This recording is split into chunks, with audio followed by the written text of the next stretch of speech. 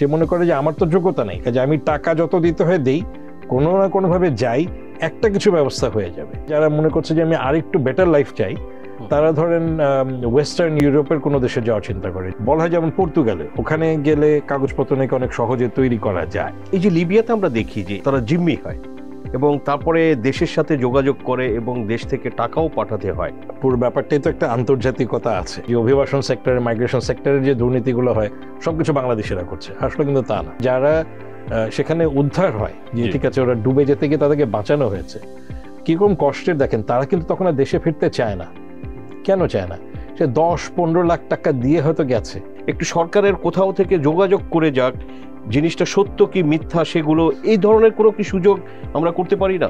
এইটাকে নিয়ন্ত্রণ করার মতো সরকারি কোনো ব্যবস্থা নাই। সরকারের বিভিন্ন মন্ত্রণালয়ের একটা সমন্বয়ের প্রয়োজন আছে। যারা ফেরত আসছে তাদেরকে উদ্বুদ্ধ করে তাদের একটা এককালীন কিছু টাকা দেওয়া, বোধহয় 13,500 এরকম একটা টাকা, এইটা হচ্ছে জাস্ট তাকে উৎসাহিত করা।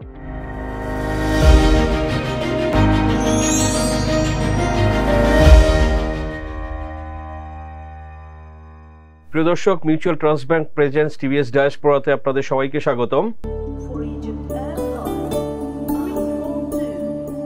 সময়টা সেখানেই দিন যেখানে আপনি না থাকলেই নয়। অনলাইন অফলাইন সব ধরনের সেবা নিয়ে ব্যাংকিং এর জন্য তো আমরা আছি। এমটিবি, এই সময়ের ব্যাংকিং।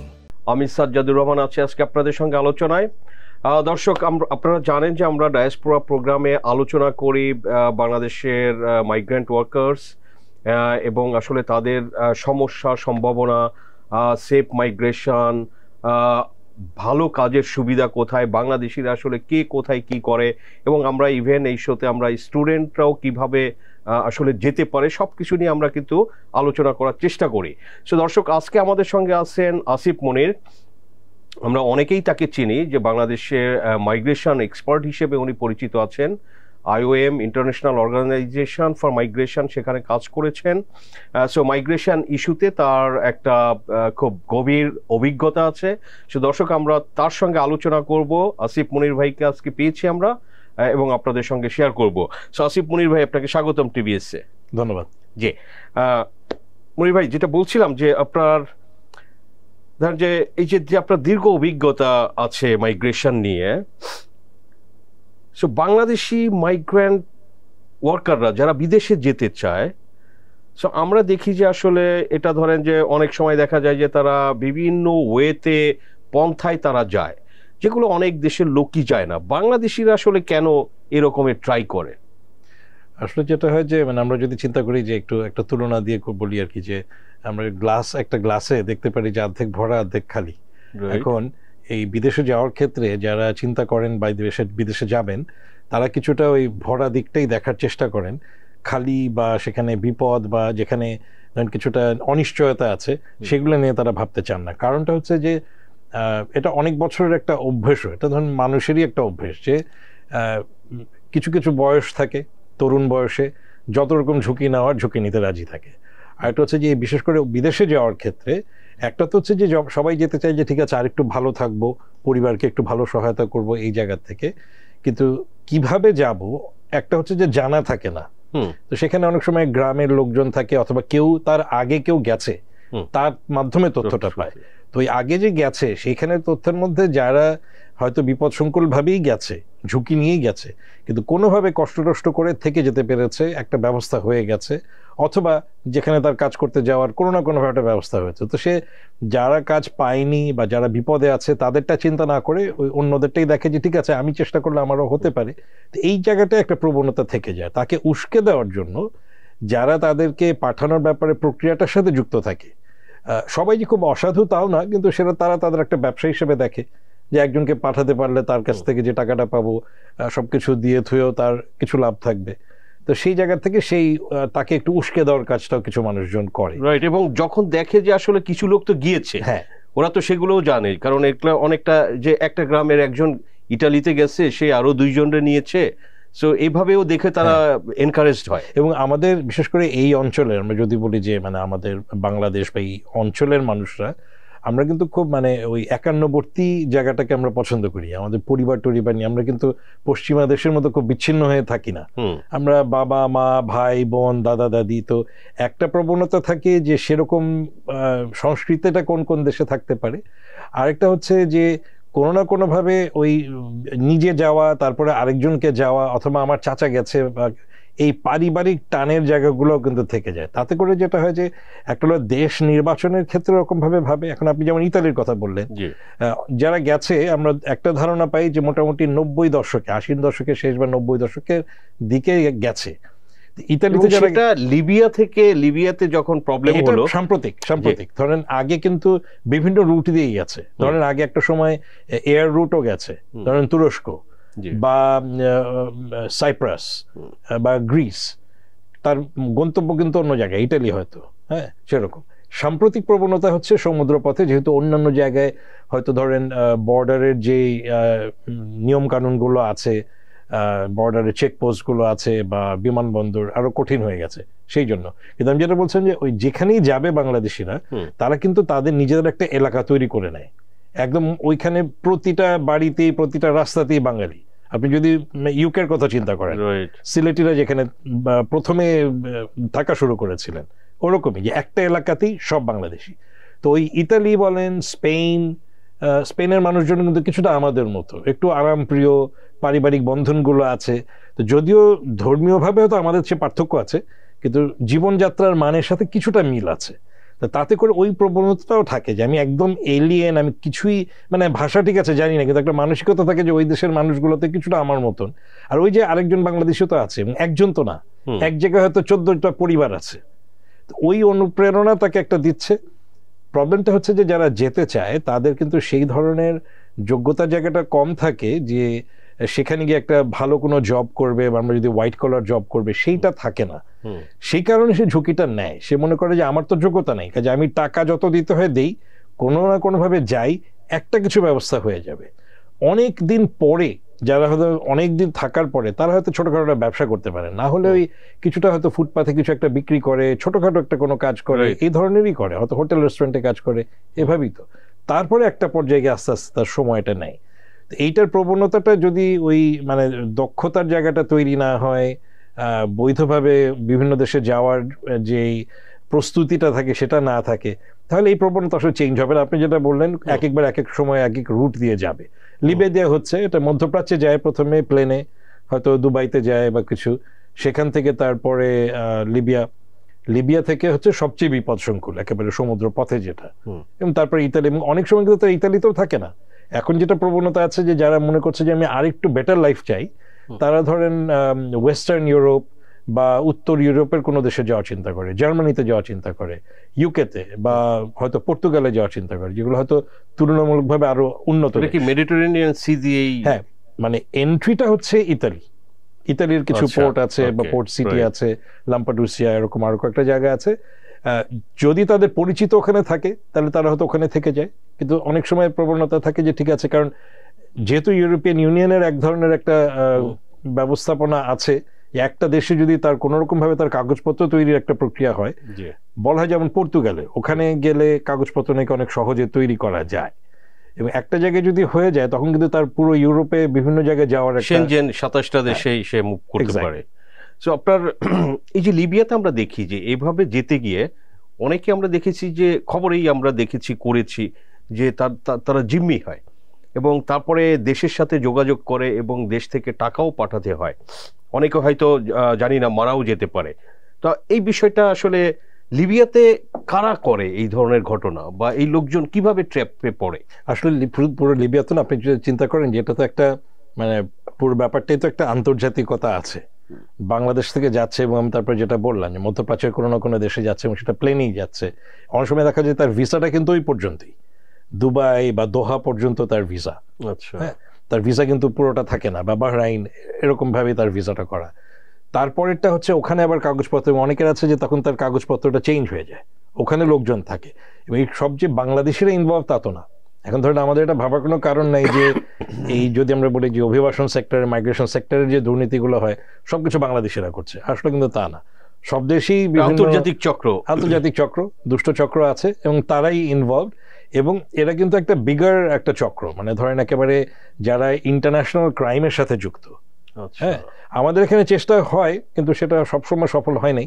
যেমন আমাদের এখানে সিআইডি অর্গানাইজড ক্রাইম যারা দেখে, বিশেষ করে সংঘবদ্ধ গোষ্ঠীগুলোর উপরে যারা কাজ করে, তারা কিন্তু চেষ্টা করে, ধরেন ইন্টারপোল থেকে শুরু করে স্কটল্যান্ড ইয়ার্ড, এরকম বিভিন্ন আন্তর্জাতিক গোয়েন্দা সংস্থাগুলোর সাথে পুলিশ বা বর্ডার সিকিউরিটি ফোর্স যেসব দেশে আছে তাদের সাথে যোগাযোগ করে একটা সমন্বয় করার চেষ্টা করে। কিন্তু ওই যে বলে না যে তুমি চলো ডালে ডালে আমি চলি পাতায় পাতায়, ওরকম একটা ব্যাপার।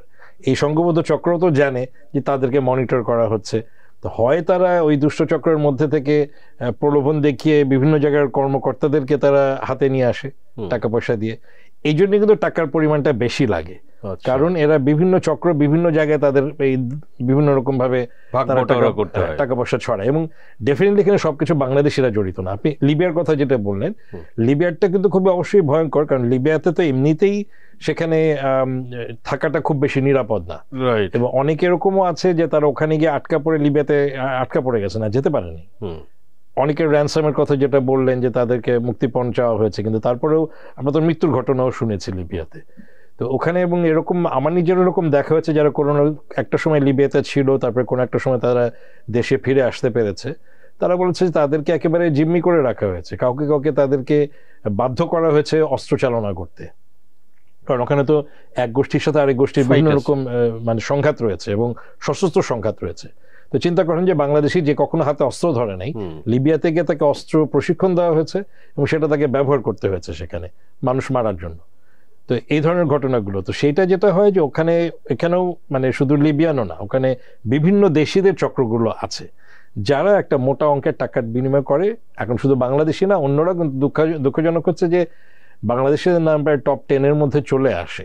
দেখা যাচ্ছে যে নর্থ আফ্রিকার দেশগুলো যেগুলো ভূমধ্যসাগরের কাছাকাছি, যেমন তিউনিশিয়া, লিবিয়া, বা ইভেন আগে হয়েছে সিরিয়া থেকে গেছে, এখন হয়তো লেবানন বা এসব জায়গা থেকেও হতে পারে, জর্ডান লেবানন থেকে হতে পারে, তারপরে হয়তো আফগানিস্তান পাকিস্তানের থেকে আফগানিস্তান রেফিউজিরা অনেকে যাওয়ার চেষ্টা করে, তারপর দেখা যাচ্ছে বাংলাদেশিদের নাম সেখানে আছে। তো সেটা হয়তো এই চক্রগুলোর সাথে কোনো না কোনোভাবে কোনো বাংলাদেশি যোগাযোগ হয়েছে, তারপরে ওরা টোপ ফেলে বাংলাদেশিদেরকে হাত করে রেখেছে, এবং মানে এটা থামানো যাচ্ছে না। দুঃখজনক হচ্ছে যে যারা সেখানে উদ্ধার হয়, যে ঠিক আছে ওরা ডুবে যেতে গিয়ে তাদেরকে বাঁচানো হয়েছে, কিরকম কষ্টের দেখেন, তারা কিন্তু তখন আর দেশে ফিরতে চায় না। কেন চায় না? সে 10-15 লাখ টাকা দিয়ে হয়তো গেছে, একটা হচ্ছে যে এত বিশাল অঙ্কের টাকা, সে এখন দেশে ফেরত আসলে তো এই টাকা কিভাবে সে পরিশোধ করবে। আর একটা হচ্ছে মান সম্মানের জায়গা, যারা যায় সাধারণ মানুষজন যাচ্ছে, এরা তো এলাকাবাসী জানে যে সে ইউরোপে যাচ্ছে এবং সে হয়তো ইউরোপে চলে গেছে এবং ওখানে গিয়ে সেটেল করবে, ওখানে তার পরিবারকে নিয়ে যাবে। তার যদি ফেরত আসতে হয়, সে তার মুখ থাকে কই, মানে আত্মহত্যা করার প্রবণতার মন্তনও হয়। এগুলো নিয়ে গবেষণা খুব একটা হয়নি, কিন্তু আমরা কথা বললে বুঝি যে তারা অনেকে যার হয়তো গ্রামে বা শহরে ফেরতও যাচ্ছে না যদি তাদেরকে ফেরত নিয়ে আসতে হয়, কারণ তারা যেতে পারছে না নিজের এলাকায়, যার তার মুখ নেই।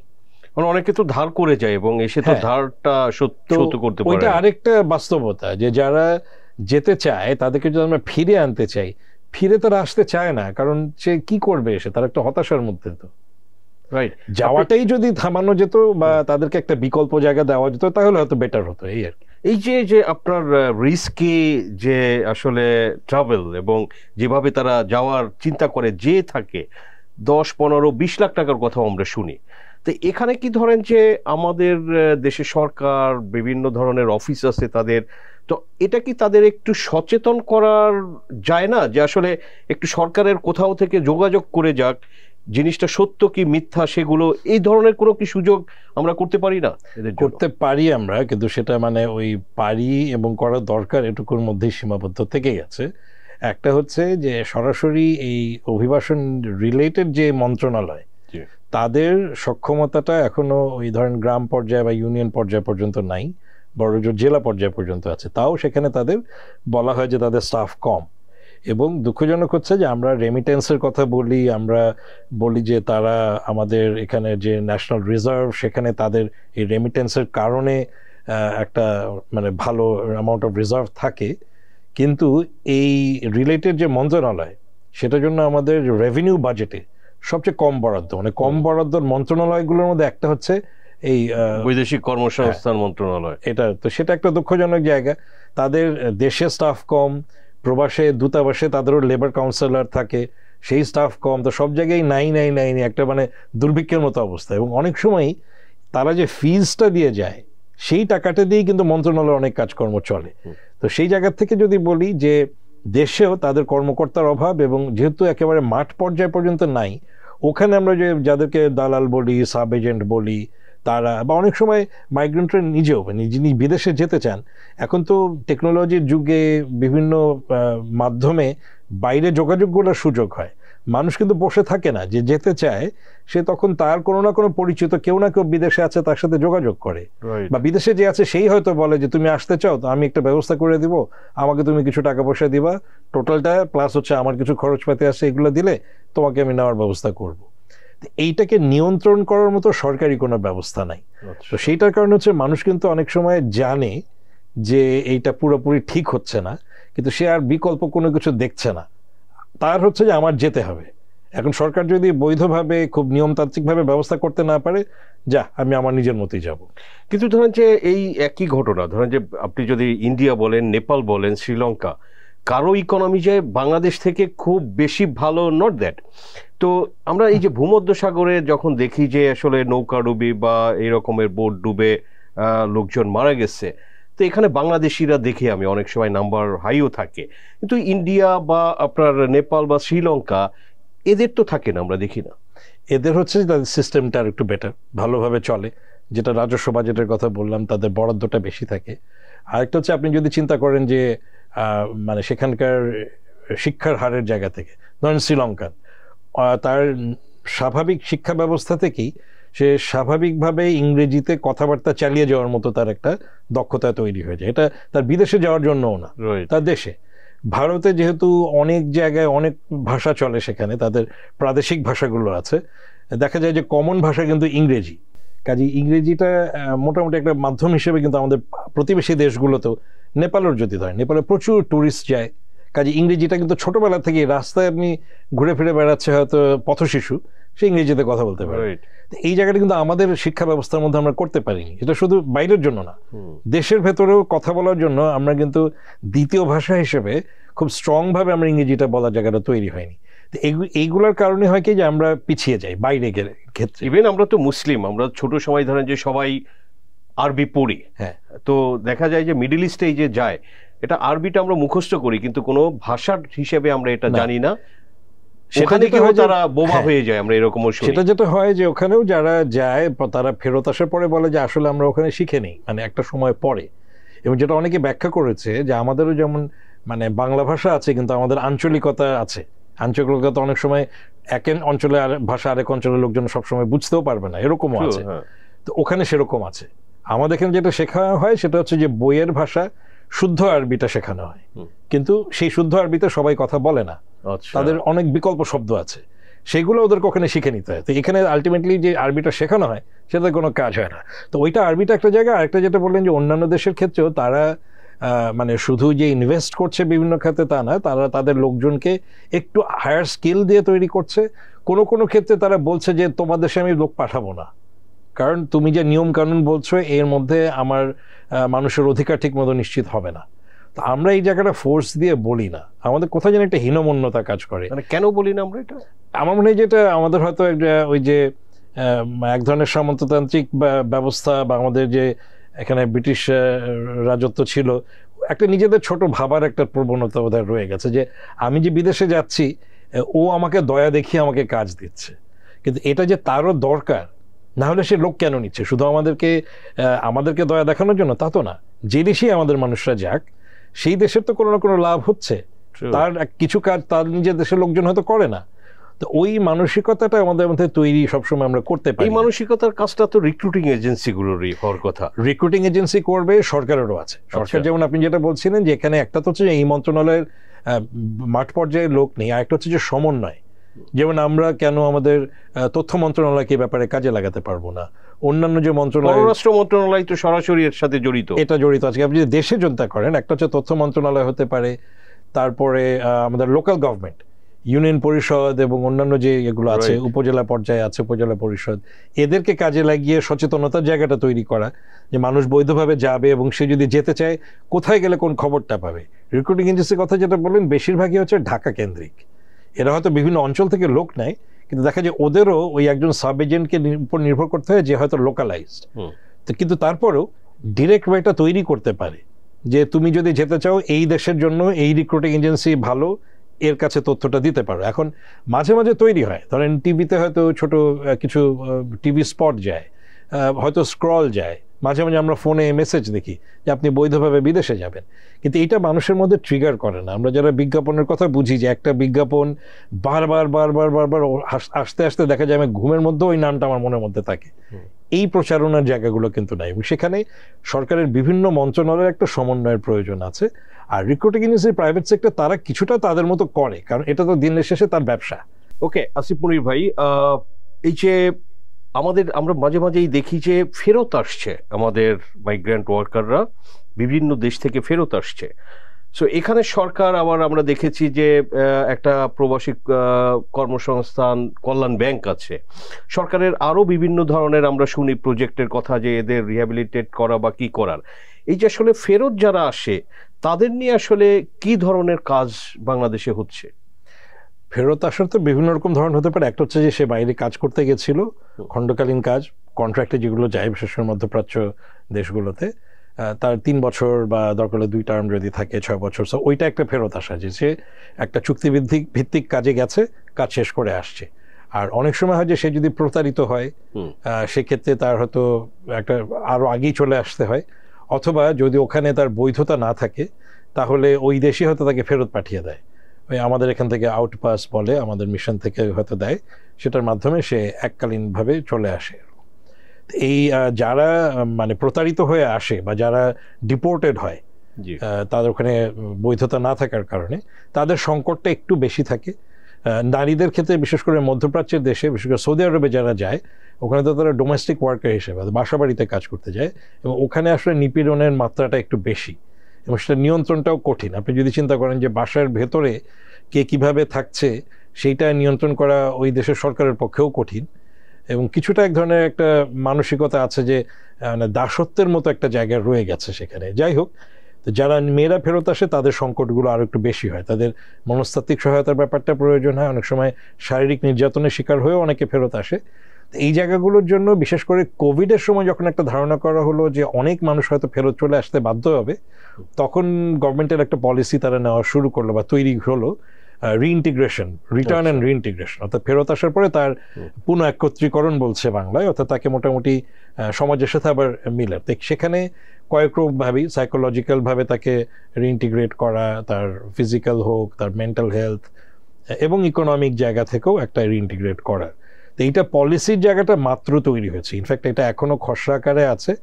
এটা এই মন্ত্রণালয়ে, প্রবাসী কল্যাণ মন্ত্রণালয়ের মাধ্যমে মোটামুটি ফাইনাল করে আইন মন্ত্রণালয়ের ভেটিং এর পর্যায়ে আছে, হয়তো আগামী কয়েক মাসের মধ্যে চূড়ান্ত হয়ে যাবে। কিন্তু ওই অনুযায়ী অলরেডি কিছু প্রকল্প আছে যেগুলো গভর্নমেন্ট এবং ইন্টারন্যাশনাল অর্গানাইজেশনগুলো মিলে করছে। ওয়ার্ল্ড ব্যাংকের সাথে একটা ঋণ প্রকল্পের মাধ্যমে একটা প্রকল্প আছে রেইজ নামে। তো সেইটার কাজটা হচ্ছে মোটামুটি রিইন্টিগ্রেশনের কাজটাই। এটা মূলত ছিল যে এখন যারা ফেরত আসে, যেটা বলছেন আপনি, এদের কোনো ডাটাবেস কিন্তু বাংলাদেশে নাই। যাওয়ার ক্ষেত্রে কিছুটা আছে, যারা বৈধভাবে যান তাদের একটা ডাটাবেস গভর্নমেন্টের কাছে থাকে, কিন্তু ফেরত আসার কে কখন আসছে, কি কারণে আসছে, ছুটিতে আসলো না পার্মানেন্ট আসলো, কোনো তথ্য কিন্তু গভর্নমেন্টের কাছে নাই, এটা কোনো সিস্টেমও নাই। তো সেইটা একটা চেষ্টা করা হচ্ছে যে এই যারা ফেরত আসছে তাদেরকে উদ্বুদ্ধ করে তাদের একটা এককালীন কিছু টাকা দেওয়া, বোধহয় 13,500 এরকম একটা টাকা। এইটা হচ্ছে জাস্ট তাকে উৎসাহিত করা, কারণ ওই অ্যামাউন্ট অফ টাকা দিয়ে আসলে তার কোনো খুব বেশি লাভ হবে না, কিন্তু তাকে রেজিস্ট্রেশন করানো। তো শোনা যাচ্ছে যে তারা ওই এটা গত 1-1.5 বছর ধরে, বছরখানেক ধরে হচ্ছে। প্রকল্পটি আরো আগেই শুরু হওয়ার কথা ছিল, যাক ডিলে হয়েছে 1-1.5 বছর ধরে। তার মধ্যে তারা বোধহয় প্রায় 2 লাখের মতো একটা রেজিস্ট্রেশন করেছে। তো আইডিয়াটা হচ্ছে যে এই রেজিস্ট্রেশনের ভিত্তিতে তাকে মাঝে মাঝে তথ্য দেওয়া হবে যে সে কি কি করতে চায় ফেরত আসার পরে, তার কি কি সহায়তা লাগবে, কি কি সেবা লাগতে পারে।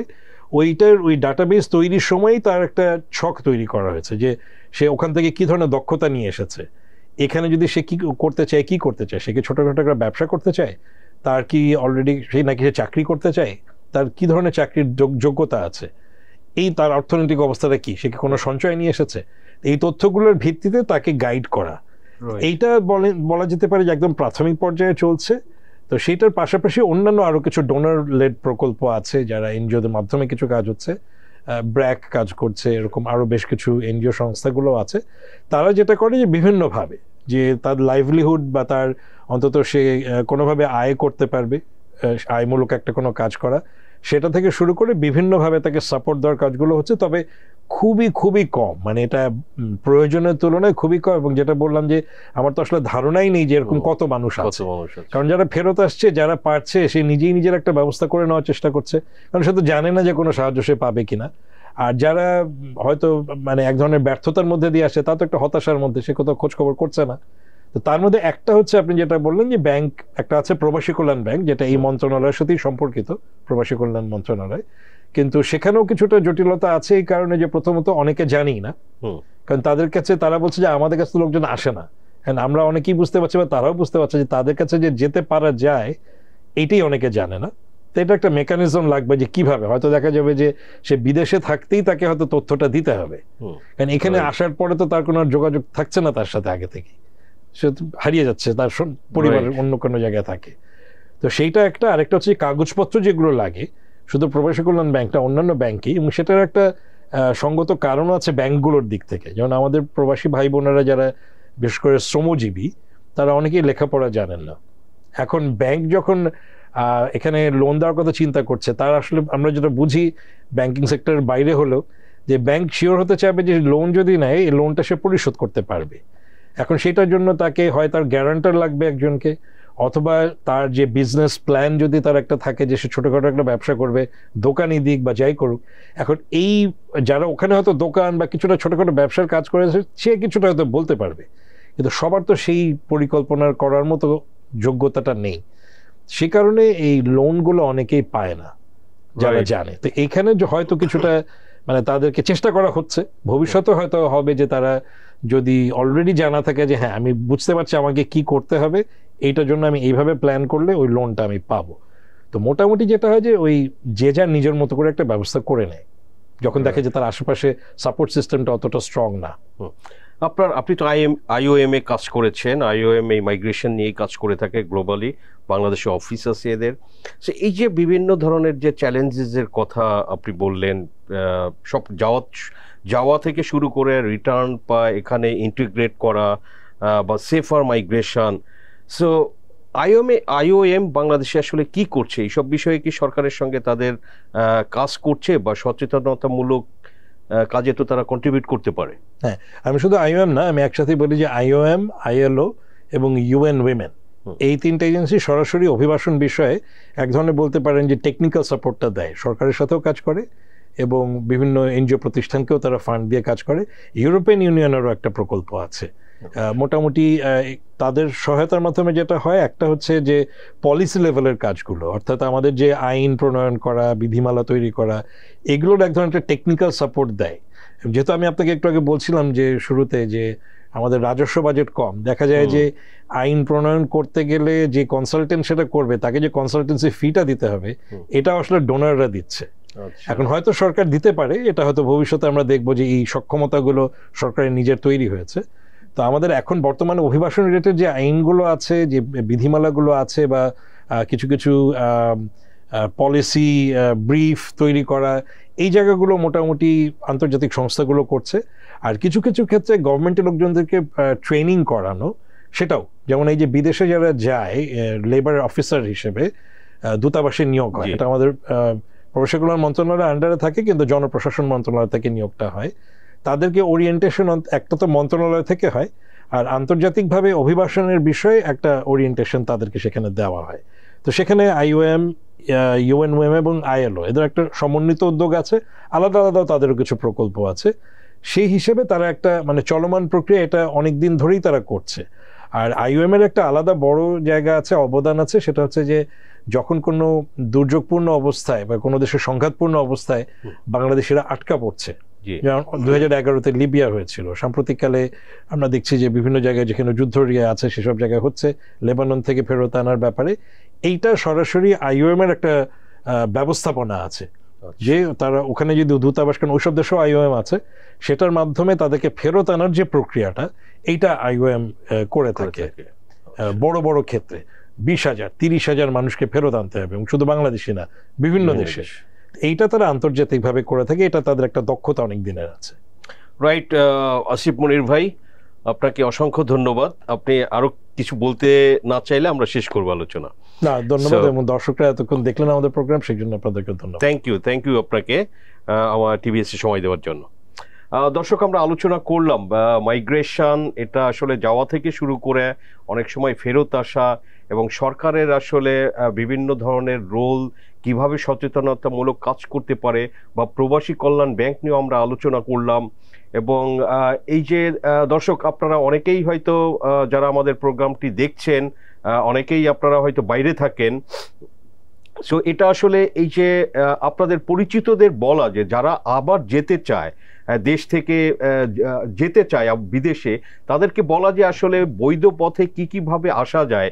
এই যে যেন রিস্কি ভেঞ্চার, আমরা দেখলাম যে লিবিয়াতে কিন্তু গিয়ে আটকা পড়ে, এবং আসলে তাদের কিন্তু ওই যে আর্মসও হাতে ধরাই দেয়, যুদ্ধ করতে হয়। সো এই ধরনের ভেঞ্চার, অনেকে মারাও হয়তো যায়। আমরা তো মেডিটেরিয়ান সিতে দেখি মাঝে মাঝে এই ধরনের অ্যাক্সিডেন্ট ঘটে থাকে। সো দর্শক, এগুলো কিন্তু আপনারা আপনাদের নিজেদের লোকজনকে সচেতন করলে এই ধরনের ঘটনা কিন্তু কমে যাবে। সো দর্শক, আমাদের আলোচনা ভালো লাগলে লাইক করবেন, শেয়ার করবেন। Mutual trust bank presence TBS ডায়াসপোরাতে আমরা পরবর্তীতে নতুন কোনো বিষয় নিয়ে নতুন অতিথির সঙ্গে আলোচনা করব। আপনাদের সবাইকে ধন্যবাদ।